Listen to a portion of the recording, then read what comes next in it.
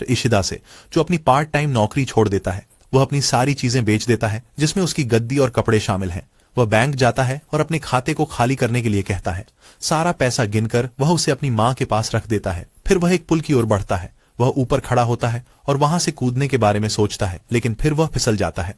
वह रुक जाता है। वह अपनी जीवन नहीं ले सका। फिर वह वापस घर चला जाता है। फिर हम एक फ्लैशबैक देखते हैं, जहां हम युवा इशिदा को उसके दो दोस्तों के साथ बेफिक्र घूमते हुए देखते हैं।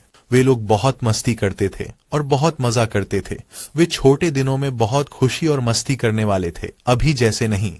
एक दिन क्लास में जब इशिदा आलसी था, उसका शिक्षक आता है और क्लास को बताता है कि आज एक नया छात्र उनके साथ शामिल हो रहा है। इशिदा का दोस्त नाओ कहता है कि नया छात्र एक लड़की है। इशिदा जवाब देता है, तुम्हें लगता है कि मुझे परवाह है? तभी नई छात्रा आती है। हर कोई उसे चुपचाप देखता है। लड़की बहुत चुपचाप दिखती है। इशिदा उसे घूरता है। शिक्षक उसे खुद का परिचय देने के लिए कहता है। इशिदा पेंसिल से खेलना शुरू कर देता है, लेकिन सभी सहपाठी नई लड़की के बारे में जानने को उत्सुक हो जाते हैं। इशिदा उसकी ओर देखता है, क्योंकि वह बस खड़ी है और बोलना शुरू नहीं कर रही है। शिक्षक उसे थपथपाता है और वह फिर अपना बैग खोलती है। वह पकड़ा हुआ बातचीत के लिए एक नोटबुक निकालती है। वह पहला पृष्ठ खोलती है, जिसमें उसका नाम शोको निशिमिया लिखा होता है। इशिदा देखकर हैरत में पड़ जाता है। जब वह पृष्ठ पलटती है, उसमें लिखा होता है, कृपया मुझसे बात करने के लिए इसका उपयोग करें।